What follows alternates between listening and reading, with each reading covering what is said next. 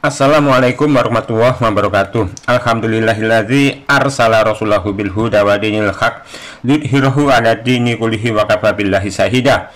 Pemirsa, tidak ada perbedaan pandangan mengenai status hukum terhadap amalan bid'ah dan para pelakunya dari dua agama yang berbeda ini, yakni baik Kristen maupun Islam sama-sama memberi pernyataan bahwa amalan bid'ah dalam perkara ibadah adalah amalan buruk yang pelakunya dianggap perusak agama dan pemecah belah umat. Dalam pandangan Alkitab misalnya, banyak pada ayat-ayat pada Alkitab yang menyatakan bahwa amalan bid'ah merupakan amalan yang tercela, amalan yang bisa merusak persatuan umat dan merusak ajaran agama itu sendiri. Hal ini sebagaimana pada Matius 15 ayat 9, percuma mereka beribadah kepadaku, sedangkan ajaran yang mereka ajarkan ialah perintah manusia.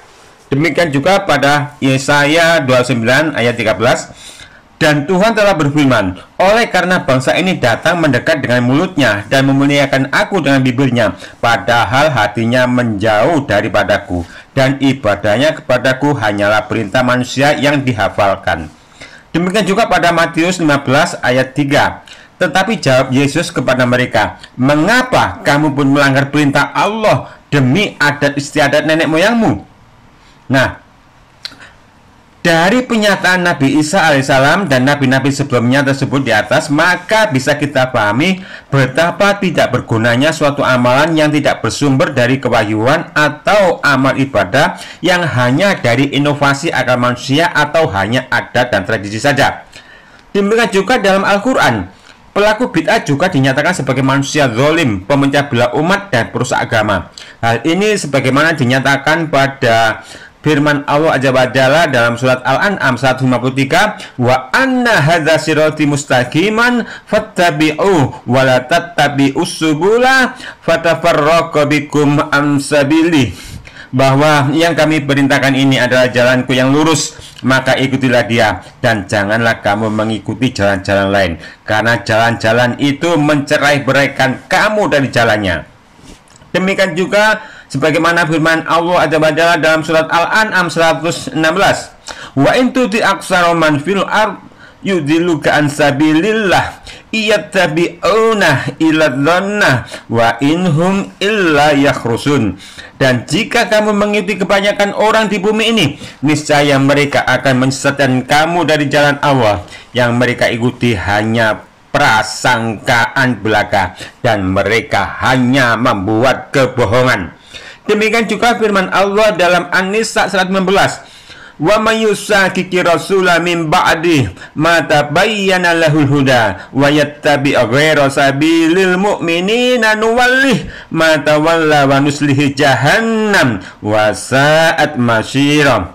Dan barang siapa menentang Rasul Muhammad setelah jelas kebenaran baginya dan mengikuti jalan yang bukan jalan orang-orang mukmin, kami biarkan dia di dalam kesesatan yang telah dilakukannya itu, dan kami akan masukkan dia ke dalam neraka jahanam, dan itu seburuk-buruk tempat kembali. Demikian juga Rasulullah SAW bersabda, man akhdasa hadasan awah muhdisan fa'alaihi laknatullah wal malaikah wan nasi ajmain.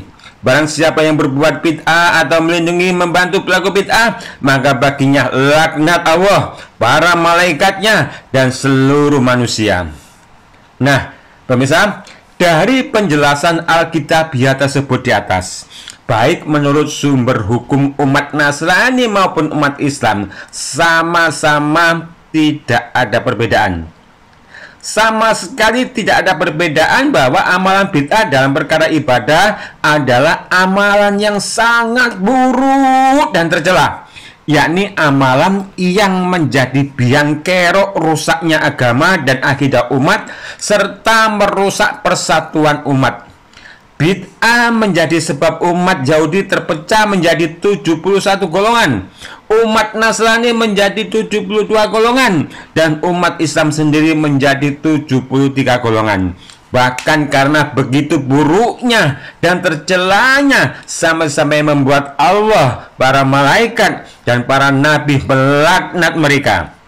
Hanya sayangnya, Kalau amalan-amalan bid'ah itu sudah menjadi tradisi golongan, maka mereka yang merupakan para petinggi golongan itu seakan telah membuat kesepakatan untuk melakukan pembelaan terhadap segala bentuk amalan bid'ah yang sudah menjadi tradisi golongan itu dengan mencopot 1001 dalil cok-cok kali cok demi menjaga marwah golongan, demi menjaga alma mater golongan, demi menjaga identitas golongan, biar pengikutnya tidak buyar demi cuan. Akhirnya fanatik buta terhadap golongan benar-benar menjadi sebab hilangnya akal sehat dan rusaknya iman, hingga mereka tak peduli sekalipun Allah, para malaikat dan rasulnya melaknat mereka. Mungkin di dunia mereka merasa masih bisa berkelit di hadapan manusia dengan comotan 1001 dalil cok-cok gali cok. Tapi setelah mereka dibangkitkan di hari kematian, saat hisab atau pertanggungjawaban, masih bisakah mereka menjadikan 1001 dalil cok-cok kali cok itu untuk menutupi kedustaan mereka, untuk menutupi kebohongan mereka yang hanya karena cuan?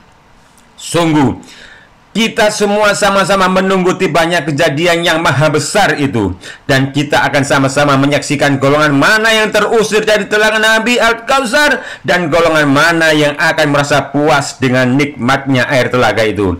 Kita akan sama-sama menyaksikan golongan mana yang menangis penuh penyesalan karena merasa tertipu oleh kiai-kiai mereka yang rakus itu, yang sewaktu di dunia mereka ikuti dengan 1000 pujian, dan golongan mana yang tersenyum puas karena upah nikmat dari buah iktiba dan beramal ibadah kala di dunia.